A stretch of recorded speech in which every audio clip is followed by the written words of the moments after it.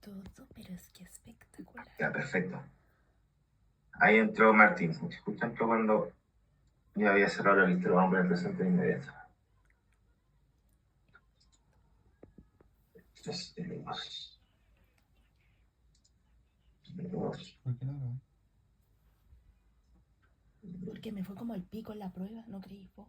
Martín. Ah, Muy bien. ¿te voy a estar así todo el rato? Sí. ¿Puedes abrir mi Profesora Antonella se está conectando. Dijo Ya. que la aceptara. Ya, perfecto. Todavía no me aparece como opción.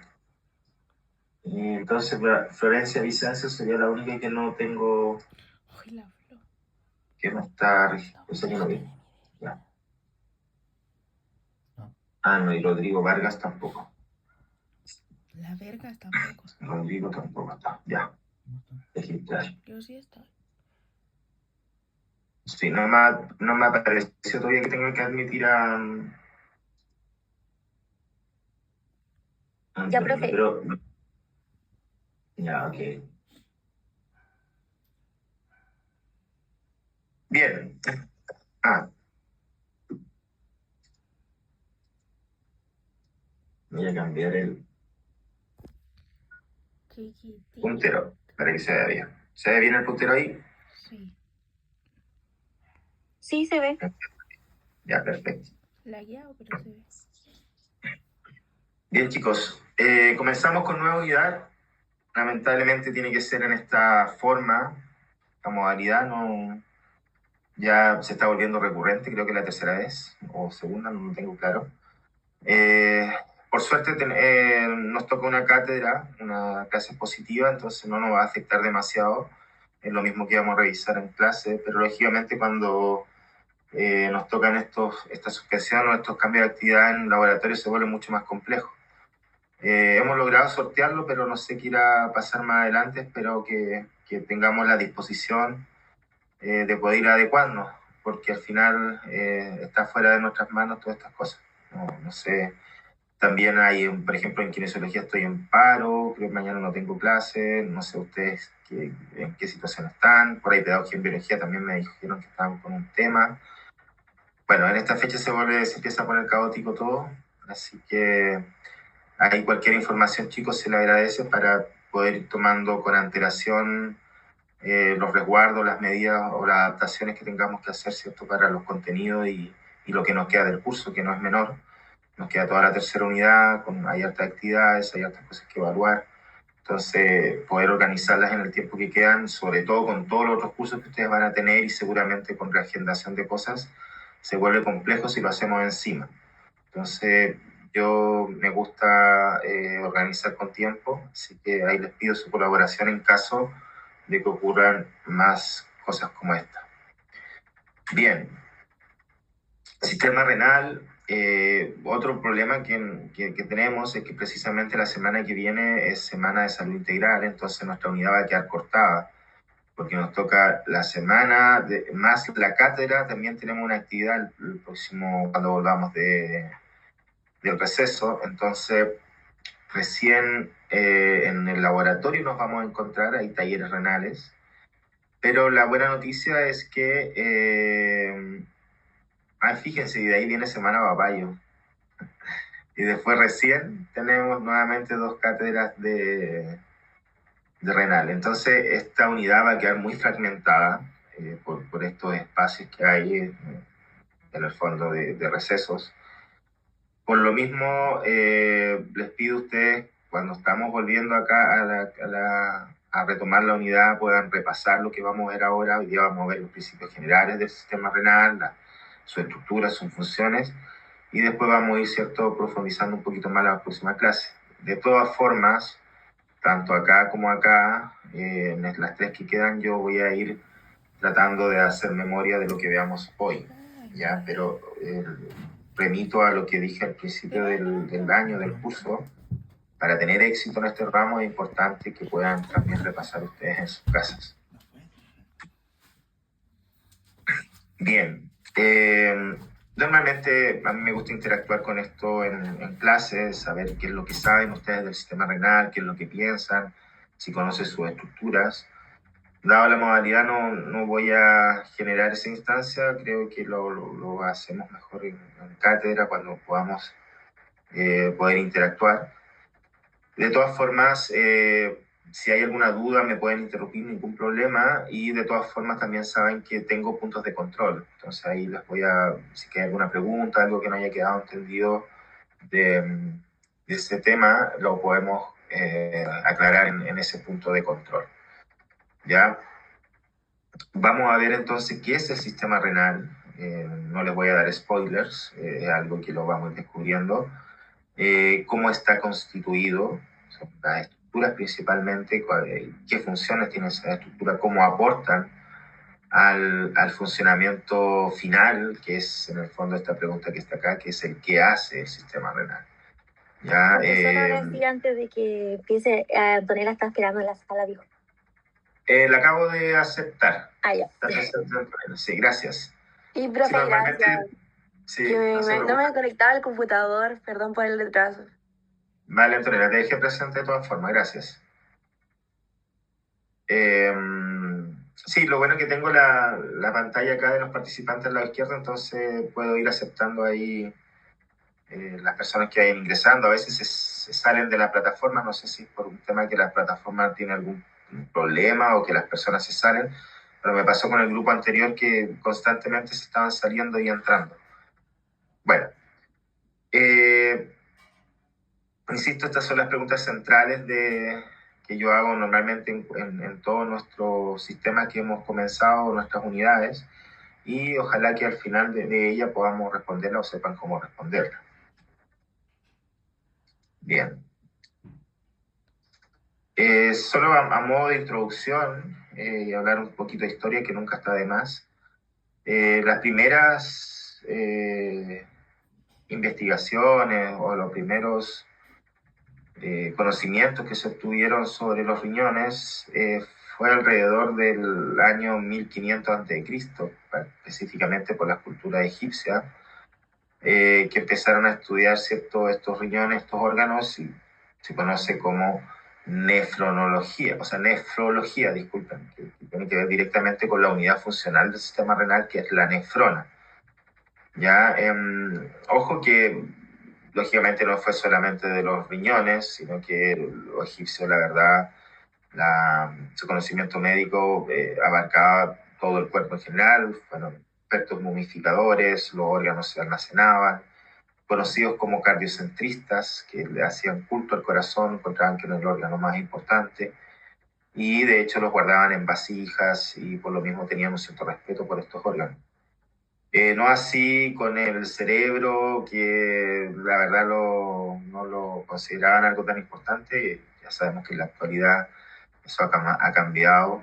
No quiere decir que el corazón no sea importante, sino que es tan importante que como la mayoría de los órganos, para mantener cierto nuestro sistema funcionando. Después, en 460, 370 a.C., Hipócrates de Cos, no sé si alguien lo conoce, y si no lo conoce, los invito a conocerlo. Don Hipócrates es el conocido como el padre de la medicina. Ustedes van a trabajar, ¿cierto?, en esta área, es importante poder conocer sobre él. Los primeros estudios de medicina formales o que se reconocen como tal fueron en esta época, en Grecia, ¿ya? Hipócrates decía algo muy importante, dice: ningún otro sistema u órgano del cuerpo humano podía dar más información diagnóstica a través de la inspección como lo hacía el aparato urinario con la orina producida por el riñón enfermo. Hasta el día de hoy, cuando uno está enfermo, lo primero que le hacen es mandarse a hacer exámenes de orina y de sangre, precisamente porque esta orina es un muy buen indicador diagnóstico de algún problema.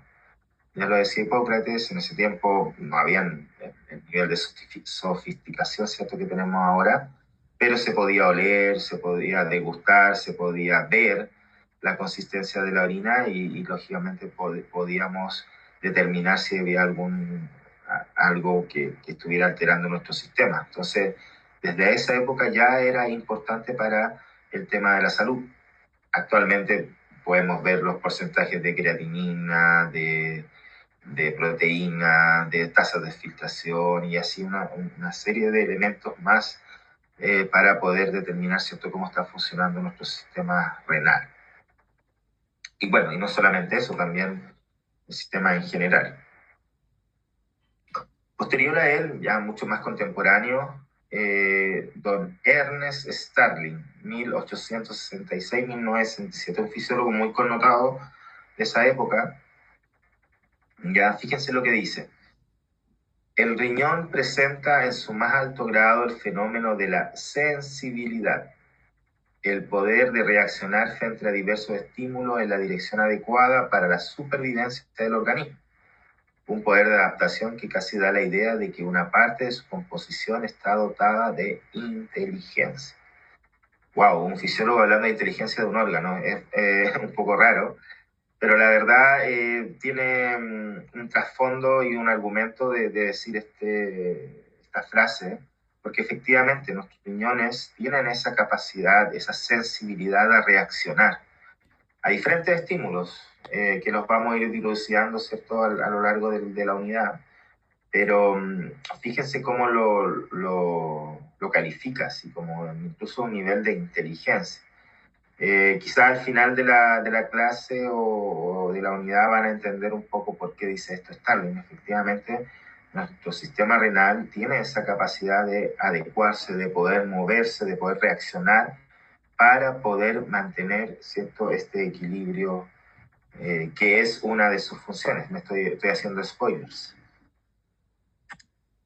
Bien, vamos a hacer una rápida revisión anatómica. Yo a veces desconozco qué tanto profundizan en anatomía.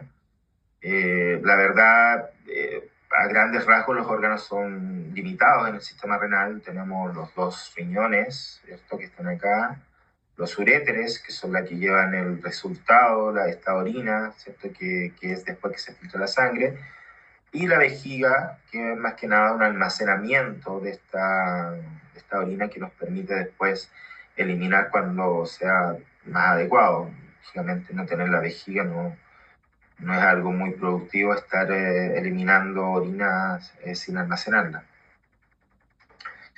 Lo complejo empieza cuando empezamos a ver la parte interna del riñón. Tenemos bastantes estructuras y cada una de ellas con funciones bien particulares. Bien, voy a partir por las estructuras que son del sistema cardiovascular, pero que si se fijan están insertadas en el riñón porque efectivamente una de las principales funciones del riñón es purificar la sangre, ¿ya? Y por lo mismo necesitamos que las vías sanguíneas estén presentes, ¿ya? Aquí las dos principales, que es la arteria renal y la vena renal, ¿ya? Después, cuando hablemos acá internamente, vamos a hablar de los capilares y las arteriolas. Ustedes saben que son los vasos sanguíneos que van disminuyendo de diámetro dependiendo qué tan pequeño o qué tanto nos introduzcamos, ¿cierto?, en las estructuras.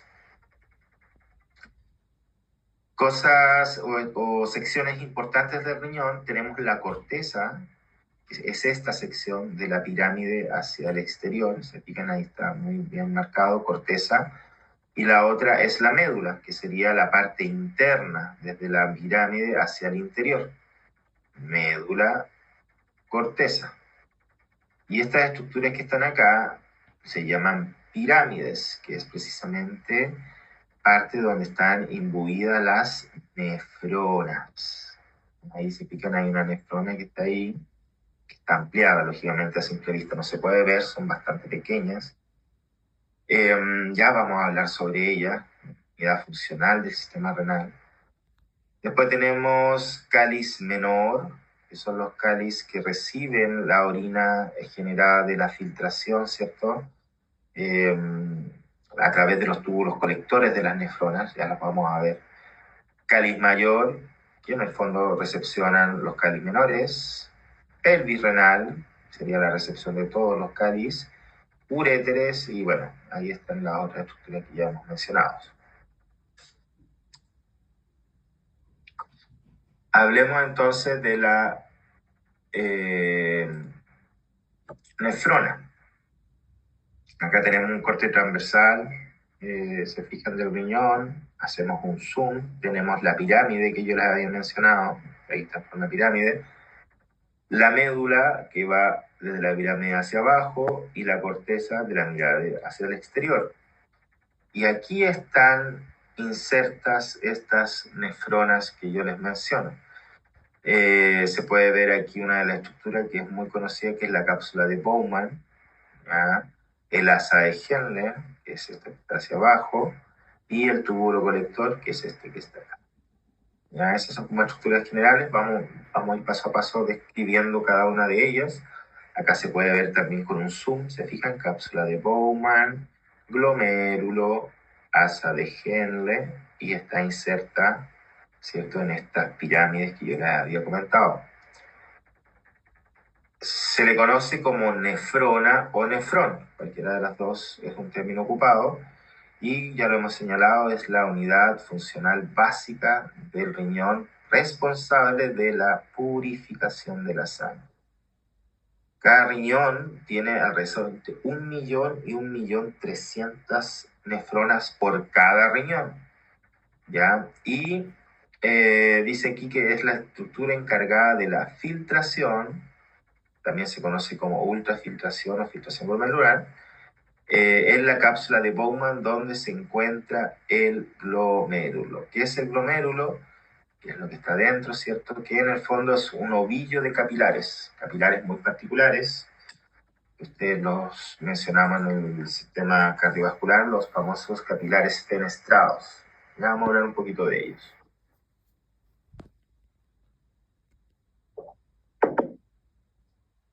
Bien, existen dos tipos de nefronas, si las mencionamos.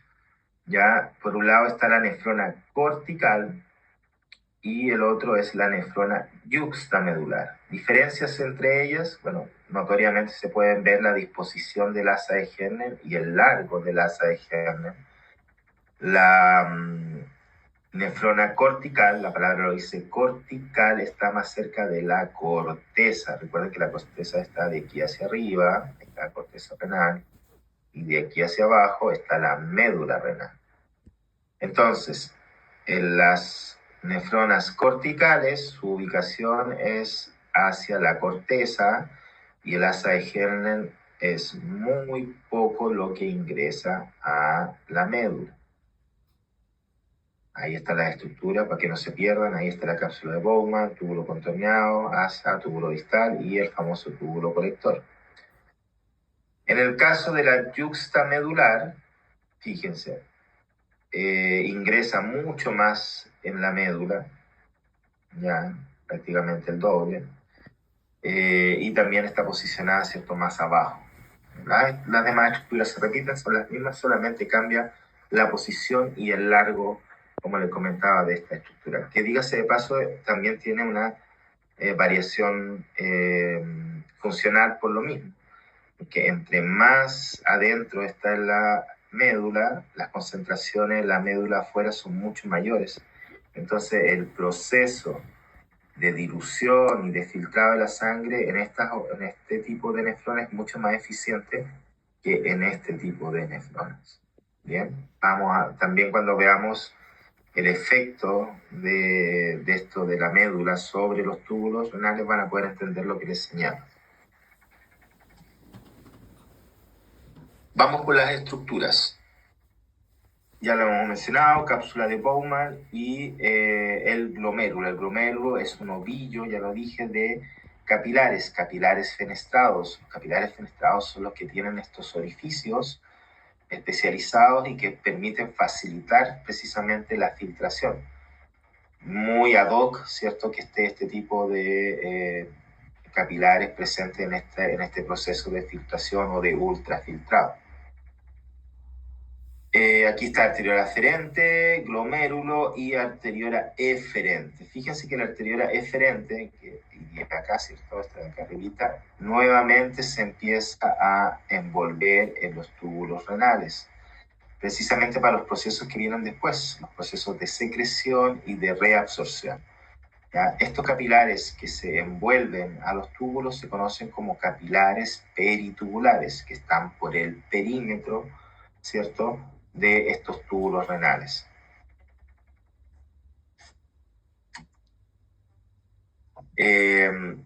Y son sumamente importantes estos vasos sanguíneos porque precisamente eso es lo que estamos buscando, ¿cierto? Filtrar nuestra sangre.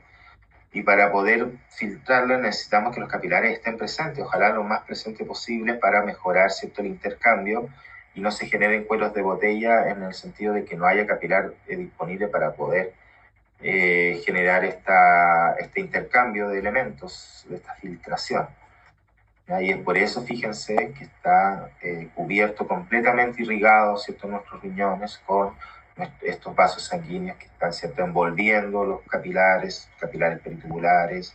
Y fíjense, alrededor de las pirámides, la verdad, el sistema cardiovascular está muy imbuido en este órgano del riñón, precisamente porque es donde se está filtrando esta sangre. Acá tenemos otra vista. Recuerden que estas imágenes son en 2D, así que traten de visualizar lo que esto es tridimensional, ¿ya? Y que los capilares realmente envuelven en todos los sentidos, en todas las direcciones, estos túbulos. Capilares peritubulares. Aquí se pueden ver la arteriola aferente, cómo está la red de vasos sanguíneos envolviendo estos túbulos, y aquí está el túbulo colector. ¿Dudas?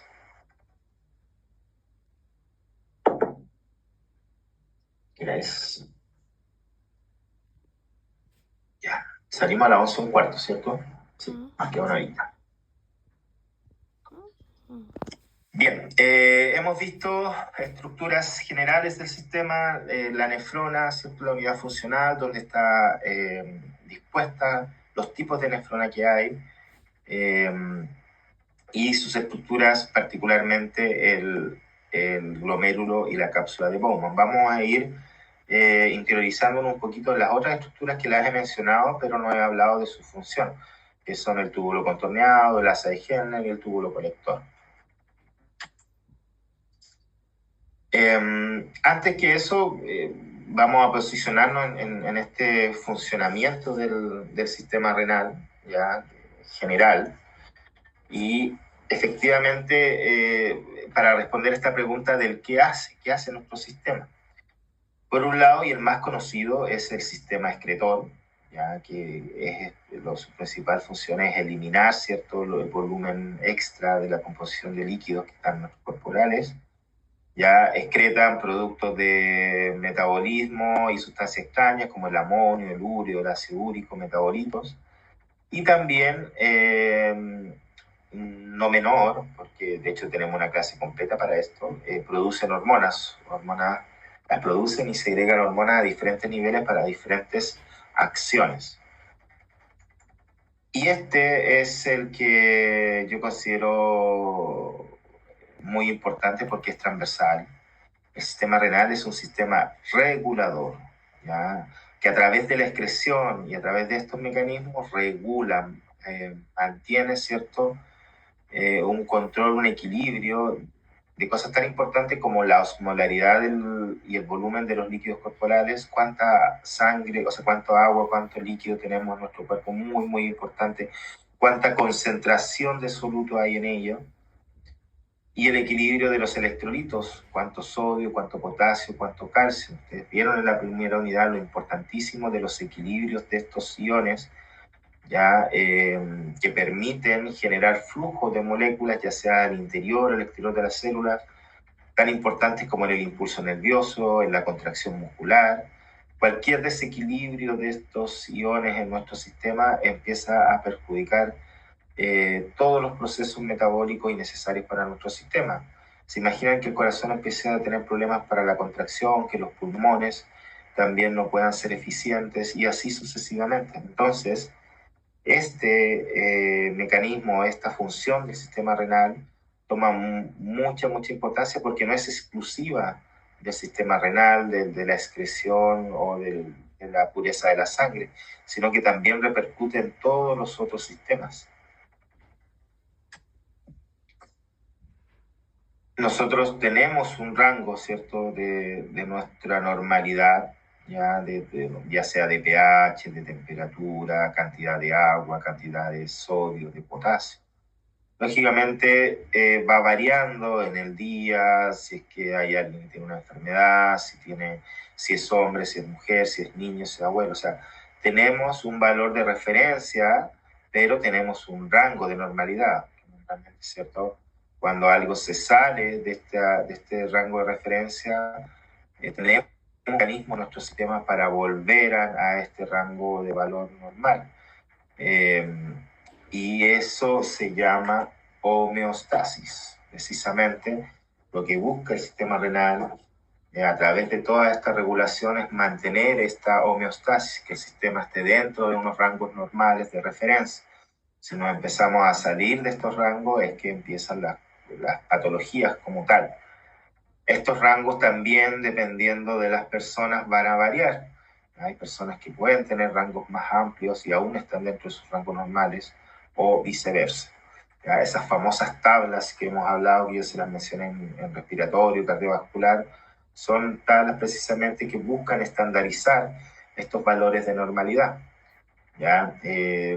Pero críticamente, y es importante que ustedes tengan este pensamiento crítico, que esos rangos de normalidad son variables, porque dependen también de otros factores como la masa corporal, la etnia incluso, o si ya nos ponemos mucho más detallista, el tema genético, si es que están sometidos a alguna presión que los haga tener una adaptación distinta.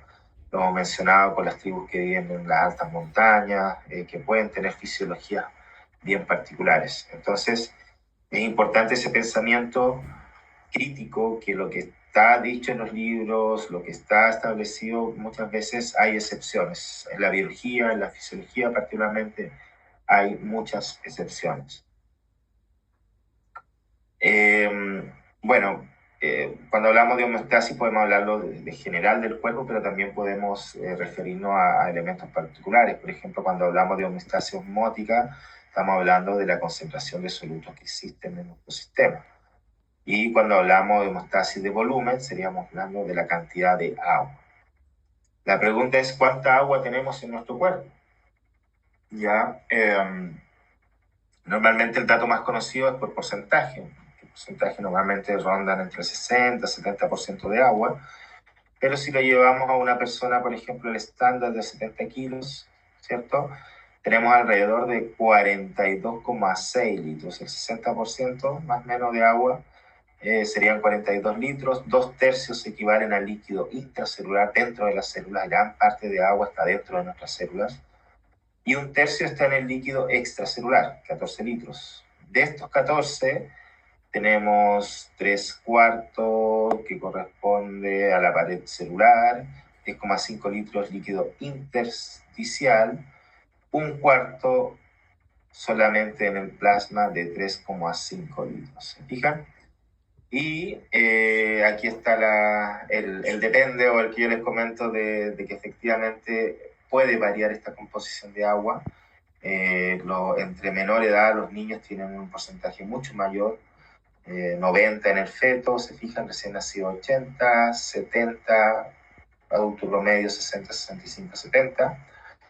Y ya en ancianos su cantidad de agua empieza a disminuir entre el 50 y el 55%.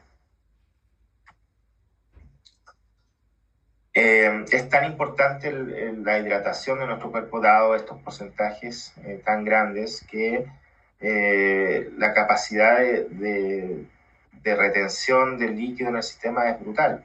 Lo que ingresa normalmente es lo que sale para mantener estable estos 42 litros de agua día. Si, por ejemplo, hacemos un balance de lo que ingresa, nosotros normalmente, o se espera, no digo normalmente, se espera que una persona consuma alrededor de unos 2,2 litros días de agua. Ya, esto no quiere decir que sea agua totalmente pura, también los alimentos tienen agua, el té o cualquier cosa que pueda aportar, estamos hablando alrededor de estos 2,2 litros. Esto ingresa al tubo digestivo, hay procesos de absorción y secreción, y normalmente tenemos una excreción de 0,1 litros día a través de las heces. ¿Ya? También puede ser variable, hay heces líquidas, hay heces más compactas.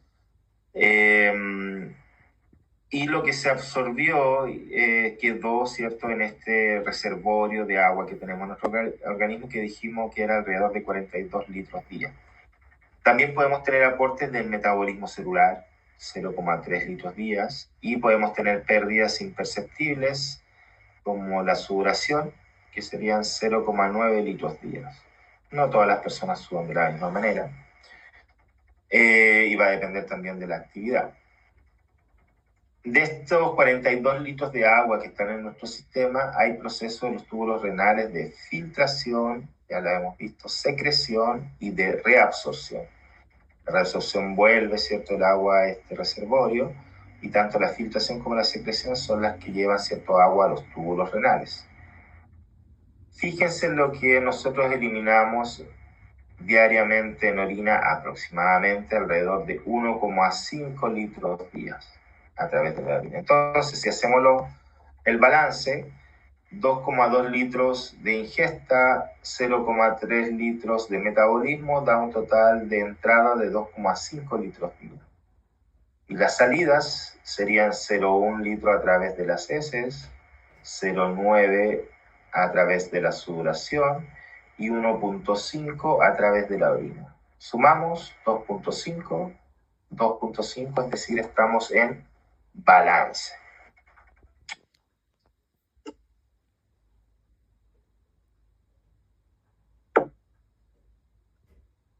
Bien, ¿dudas, chicos, hasta acá? Sí, continuamos. Continuamos.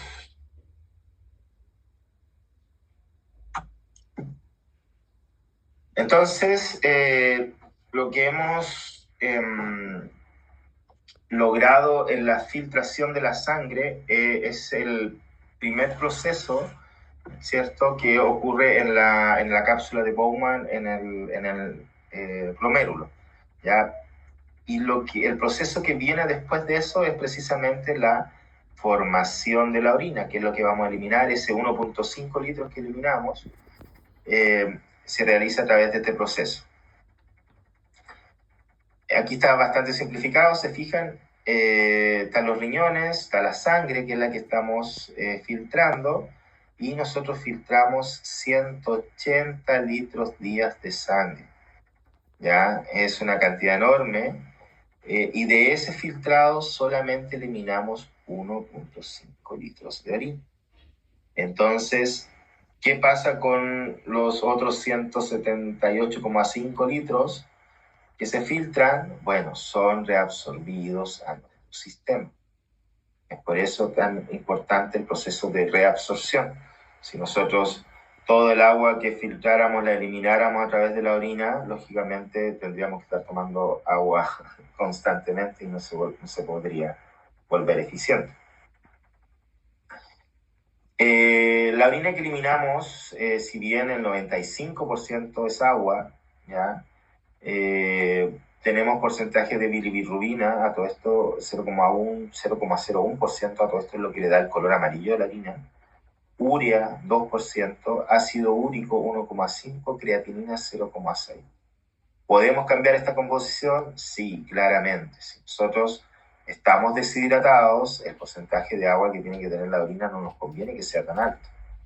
Entonces podemos volver una orina de menor volumen, más concentrada. Esa orina la vamos a llamar oliguria, o sea que tiene un poco volumen y una alta concentración. En cambio, por ejemplo, si tenemos exceso de agua en nuestro cuerpo, lógicamente esta orina es mucho más diluida, contiene un gran volumen de orina, pero la concentración de los elementos es mucho menor. Este tipo de orina se le conoce como poliuria, de gran volumen y baja concentración. Entonces, resumen, tenemos la filtración que ocurre acá en el glomérulo, ya dijimos, a través de las fenestraciones que pasan.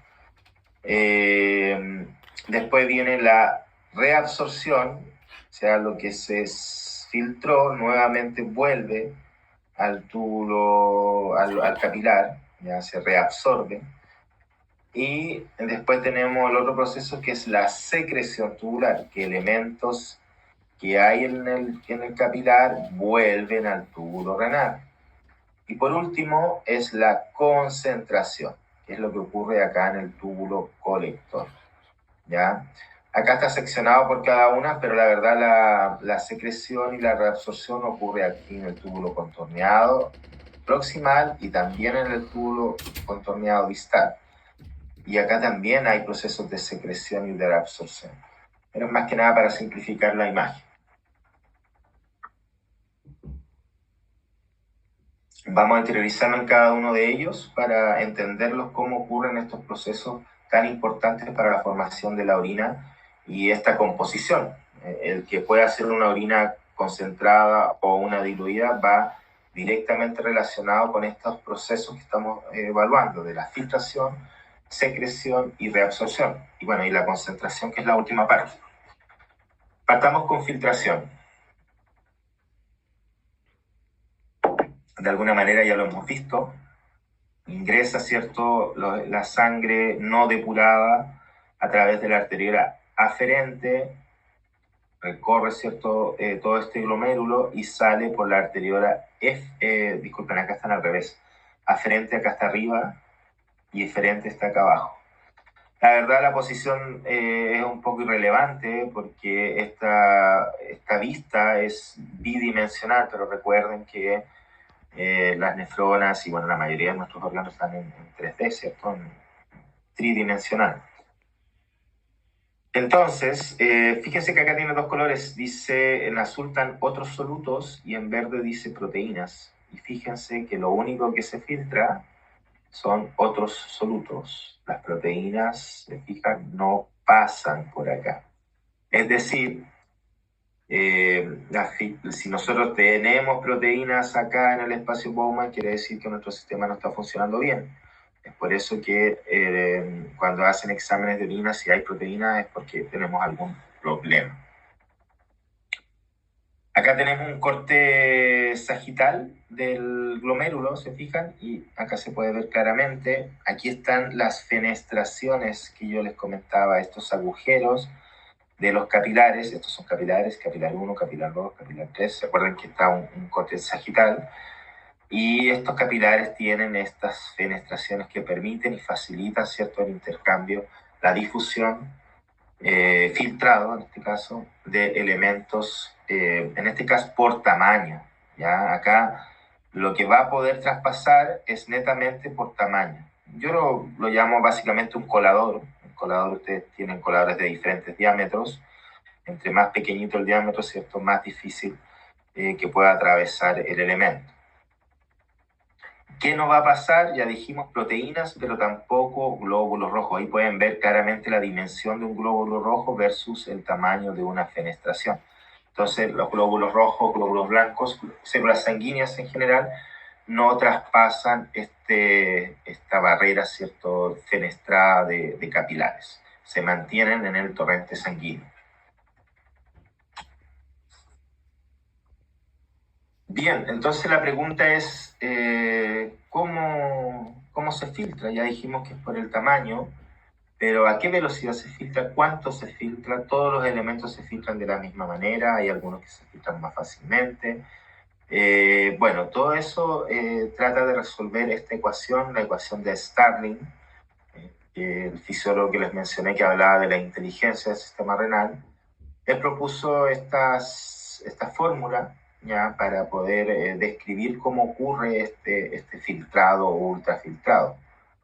Dice, el movimiento del líquido a través de la pared del capilar glomerular es la filtración glomerular. Está guiada por las presiones de Starling a través de la pared y suponiendo que la presión oncótica del espacio de Bowman sea 0. Se describe con la ecuación de Starling, que es lo que está acá. A ver, acá yo sé que a muchos les cuesta algunos conceptos, por ejemplo, lo que es la presión oncótica. La presión oncótica o colidiosmótica, hay diferentes autores que lo llaman distinto, es la presión que que ejerce, disculpen, las proteínas para retener el agua. ¿Ya? Vamos a tratar de explicar eso.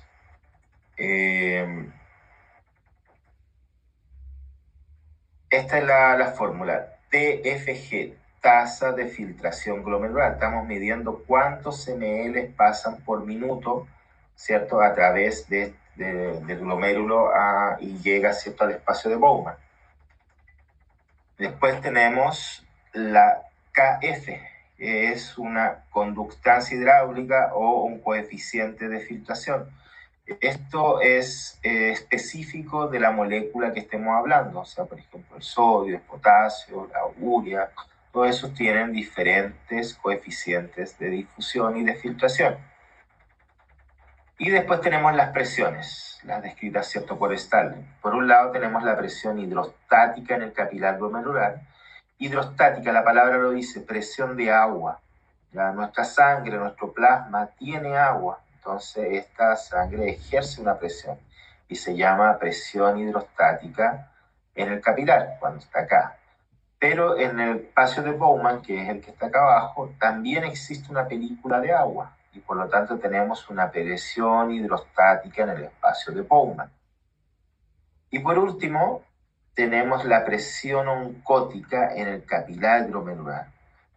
El capilar tiene proteínas, ya dijimos que las proteínas no pueden pasar para acá, se quedan en el capilar, y esa es la presión oncótica que existe. Acá no hay proteínas, por lo tanto se estima, ¿cierto?, que la presión oncótica en el espacio de Bowman sea 0. Es decir, acá no tenemos presión. Entonces, ¿cómo funciona esto después de describir las presiones? Llega la sangre, ¿cierto?, por acá, arteriola aferente, ¿ya? Y por la presión hidrostática, que acá hay más agua que acá, el agua va a tender a moverse en esa dirección. ¿Qué se opone a eso? El agua que existe dentro, que sería la presión hidrostática que va en esa dirección. En este caso sería menos 10 y en este caso sería más 45. Vean las proporciones, lógicamente el agua que hay en el plasma tiene mucha mayor cantidad que la que está en la cápsula de Bowman. Y por último tenemos la presión oncótica, que esta presión también se opone al paso del agua en esa dirección. ¿Por qué se opone? Porque las proteínas tienden a retener el agua, ¿ya? Se explica más fácilmente en el ejemplo B. ¿Por qué? Porque a medida que vamos sacando agua, que está saliendo, se está filtrando del capilar, el plasma se va concentrando más, es decir, la presión oncótica va aumentando. ¿Por qué? Porque al sacar más agua, esto se vuelve más concentrado y el agua tiende a retenerse. ¿Hasta qué punto? Hasta que se igualan las presiones. Si yo tengo 35 acá, más los 10 de acá, hago menos 45, que se opone exactamente a los 45 que están ingresando. Entonces, cuando la presión oncótica es tan alta para igualar las presiones hidrostáticas, es cuando se frena la tasa de filtración glomerular. ¿Ya? Ahí es cuando dejamos, ¿cierto?, de que este ultrafiltrado se genere.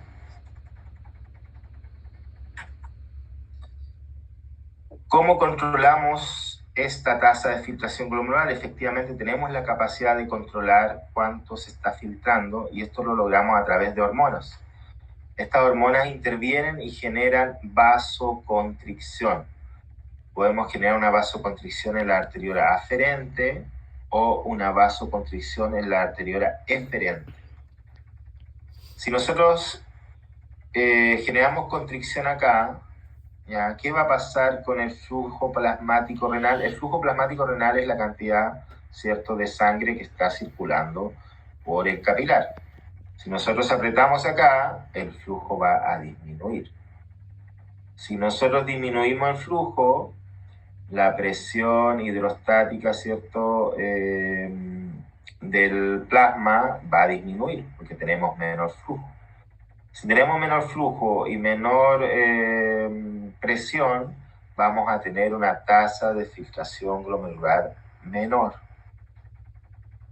Al contrario, si realizamos una vasoconstricción en la arteria eferente, sí, va a disminuir el flujo, efectivamente, porque está pasando menos sangre, pero la presión que existe acá va a aumentar. Y es por lo mismo que la tasa de filtración glomerular también va a aumentar. Es la forma que tenemos de regular, ¿cierto?, estas tasas de filtración glomerular.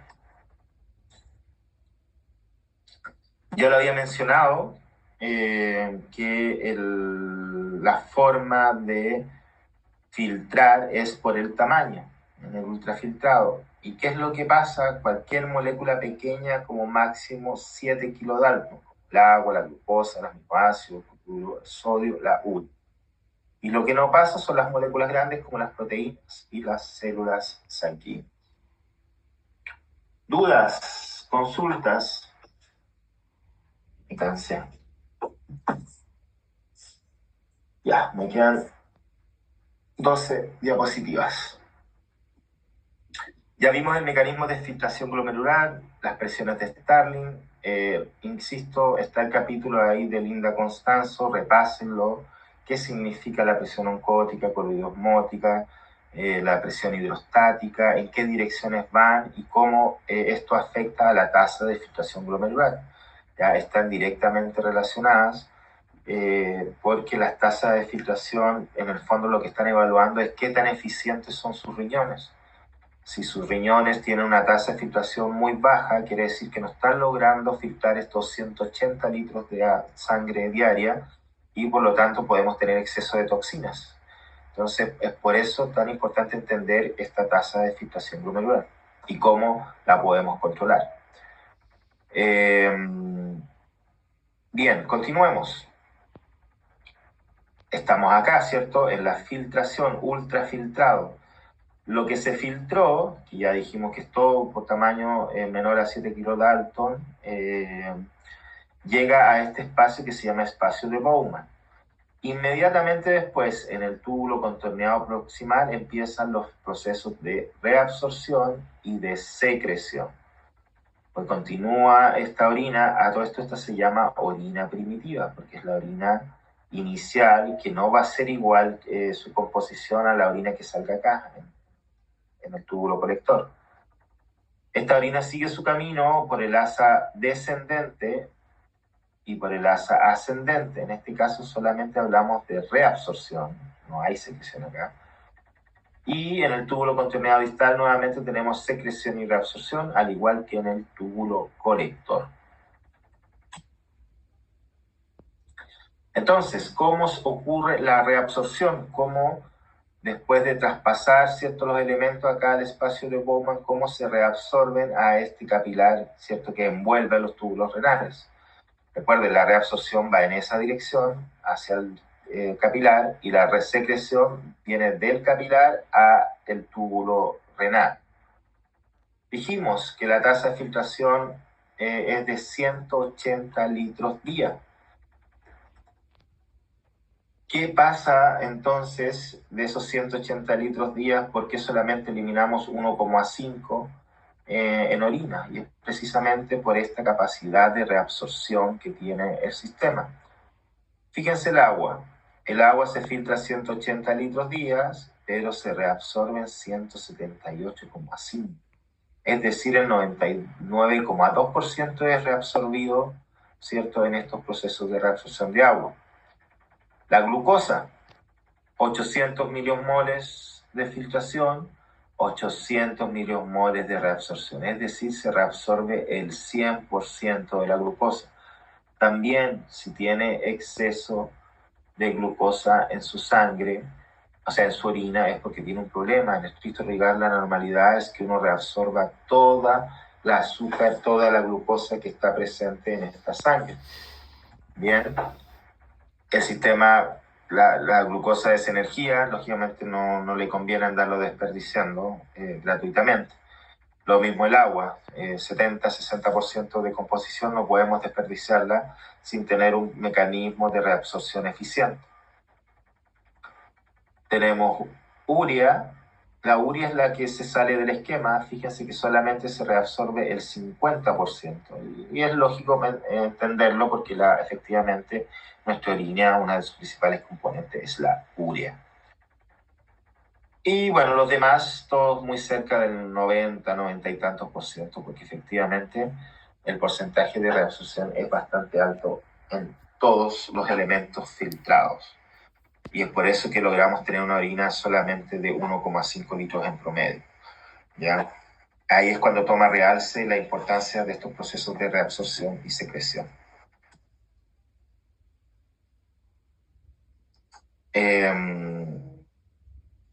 Entonces, vamos a continuar acá. Aquí está el proceso de filtración y acá es donde ocurre la reabsorción.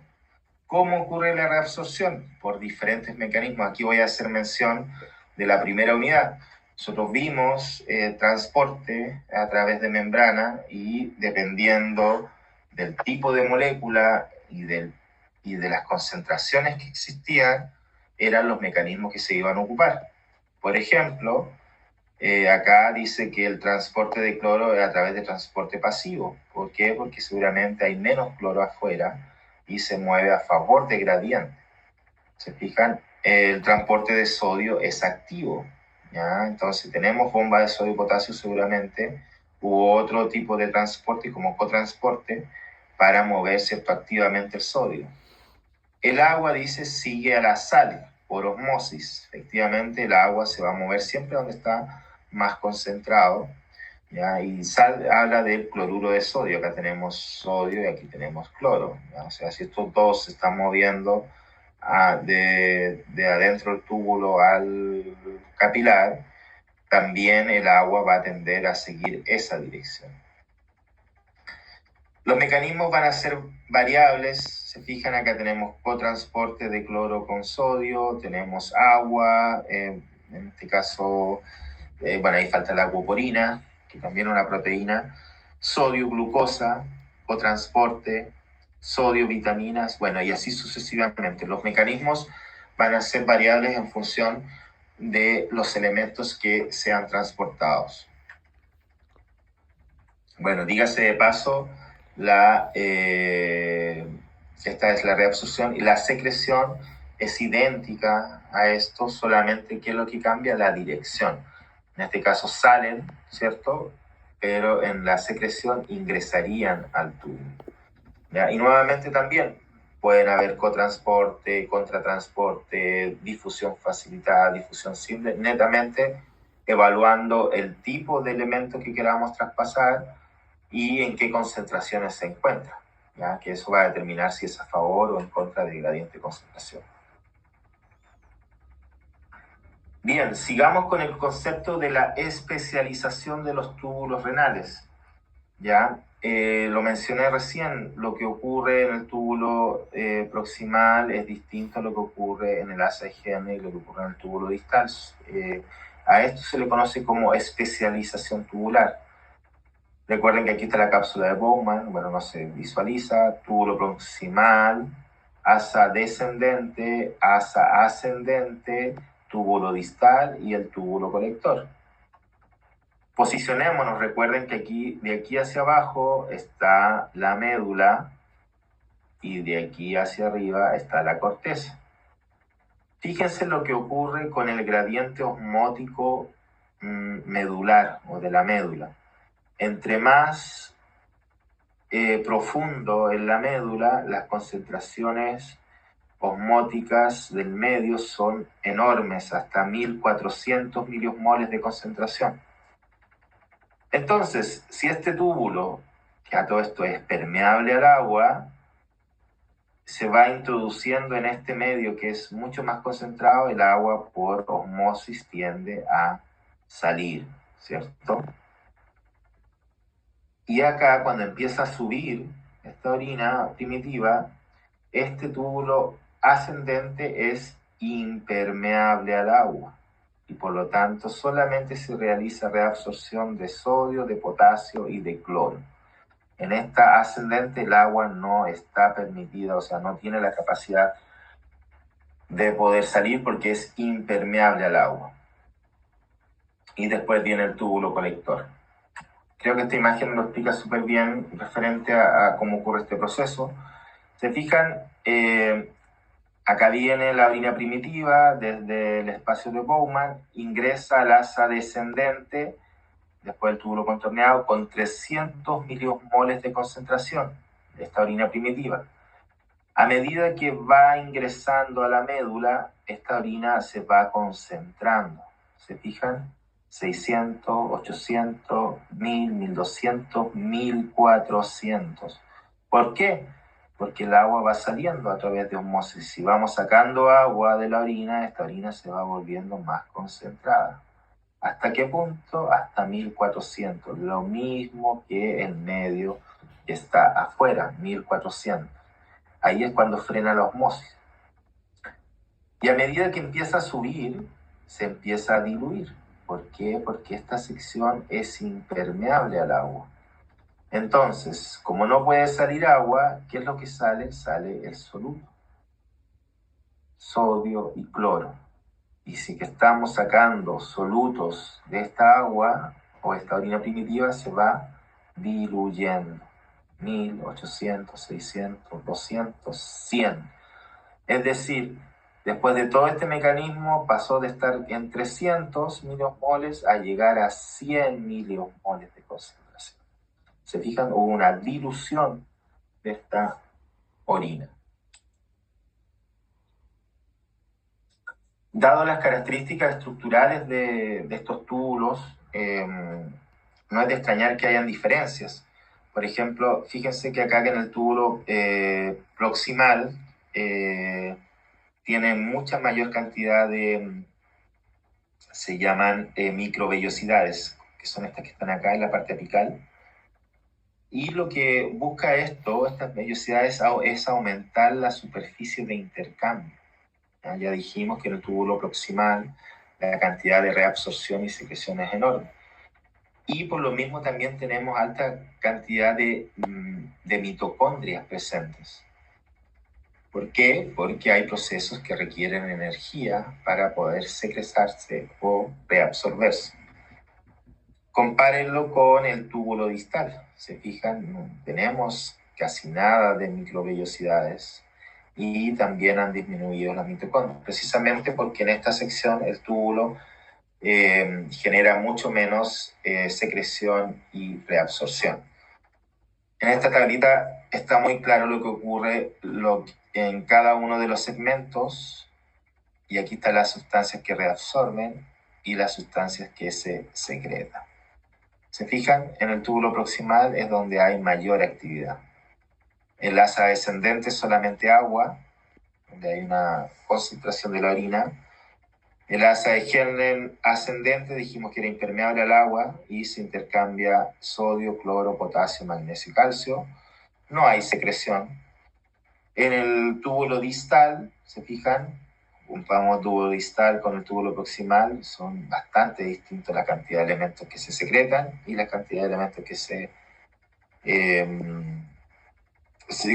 reabsorben y que se secretan. Y por último, el túbulo colector. Acá también ocurren varios elementos importantes, sobre todo la concentración, ¿cierto?, del agua. Se pueden reabsorber, urea, que es muy difícil, pero se reabsorbe. Y aquí está la sustancia que se secreta.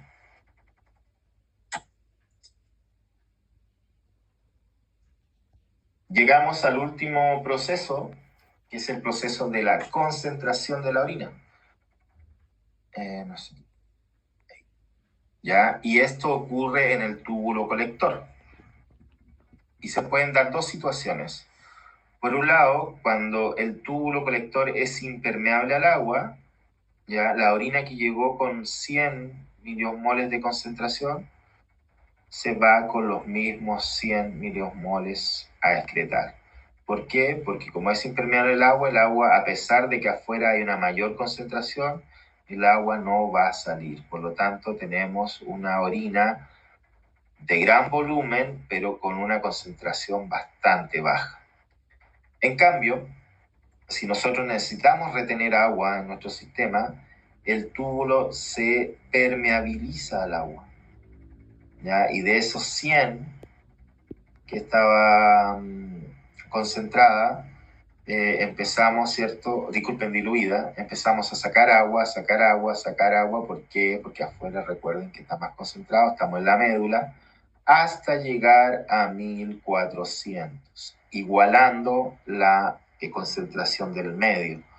Entonces aquí estamos obteniendo una orina concentrada, de bajo volumen y de alta concentración, una oliguria. ¿Ya? Ese es el concepto de orina concentrada y de bajo volumen, y poliuria, en este caso, de alto volumen y de poca concentración. Bueno, dígase de paso que estos mecanismos de la impermeabilización se hacen a través de hormonas, que vamos a ver en las clases sucesivas. Bien, después de todo el proceso de la formación de la orina, de la filtración, reabsorción, secreción y concentración, llegamos, ¿cierto?, a través de los uretes a almacenar esta orina en la vejiga. ¿Ya? Nuevamente un órgano de almacenado, lo habíamos señalado, ¿ya? Y que tiene algunas estructuras bien particulares, por ejemplo el músculo detrusor. Esto es muscular porque efectivamente la vejiga se expande y se contrae. Tenemos un esfínter uretral interno y un esfínter uretral externo, que son los que controlan en el fondo este proceso de inyección, o vulgarmente hablando, las ganas de ir al baño, ¿cierto? ¿Cómo funciona esto? Lo que gatilla en el fondo todo el proceso es el aumento de volumen de líquido en la vejiga, y es la que nos dicen: tengo la vejiga llena, tengo que ir, ¿cierto?, al baño. Hay una expansión de la pared, ¿ya? Y por lo tanto en esta pared existen receptores de estiramiento. ¿Ya? A medida que la vejiga se agranda, se activan estos receptores de estiramiento, mandan una señal a la médula espinal y disminuye la actividad simpática. Al disminuir la actividad simpática hay una relajación del esfínter uretral interno. También aumenta la actividad parasimpática, y esto genera una contracción del músculo detrusor para poder, ¿cierto?, sacar la orina. Y por último, tenemos una disminución de la actividad neuromotora somática.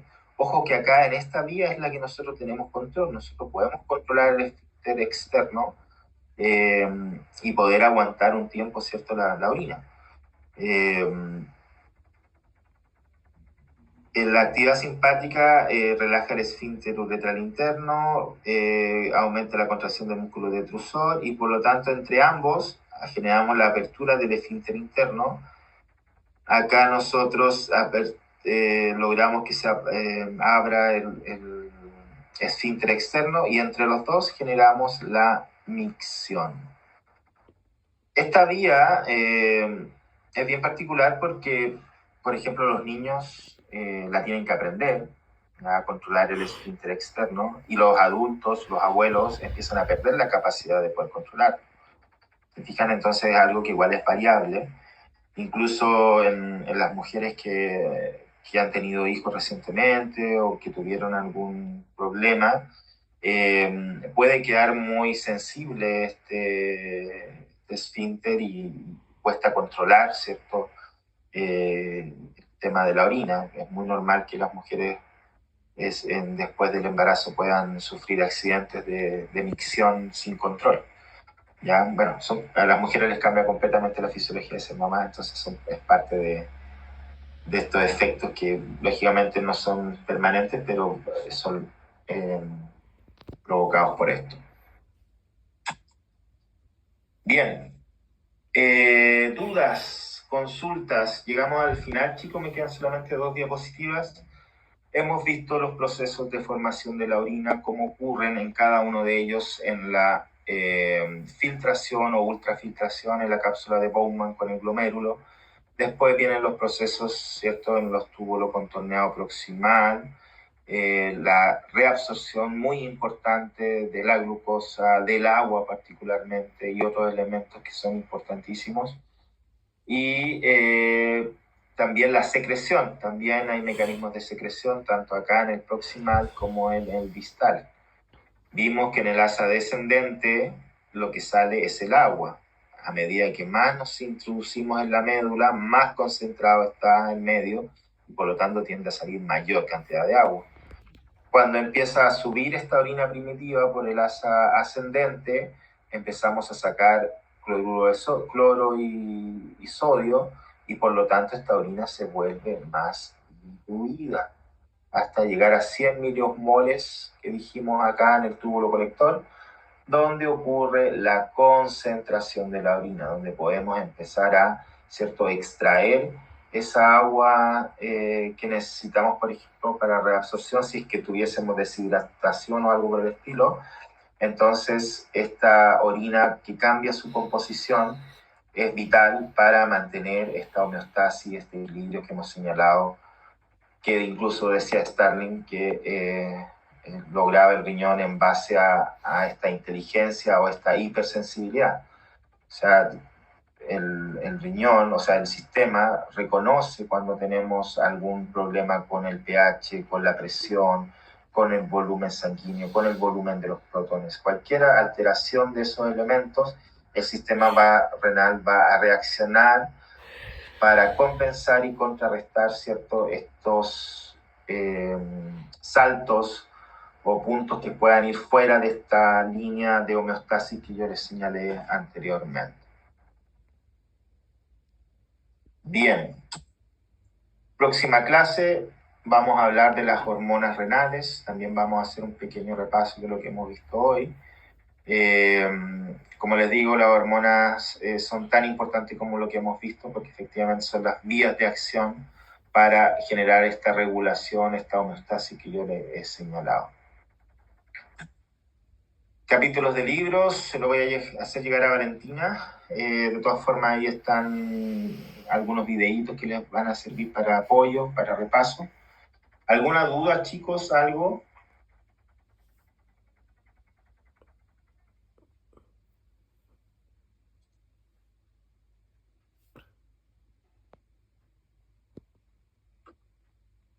Bien. Bueno, espero el silencio, entre comillas, otorga. Me imagino que no hay dudas. Profe, yo les quería preguntar qué era la bilirrubina. ¿Qué estaba...? Es una sustancia que le da el color amarillo a la, ¿cómo se llama? A la orina. Es como la urea, es como un desecho de nuestro sistema. Pero se usa como un indicador igual, ¿cierto? Que en algunos exámenes sale la bilirrubina. Sí, efectivamente. Mira, me pillaste exactamente qué marca cuando está alta o cuando está baja.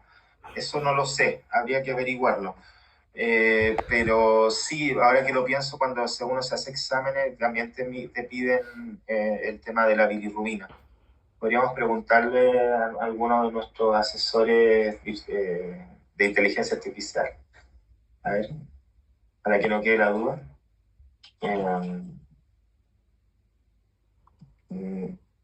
Bilirrubina en la orina. A ver qué nos dice.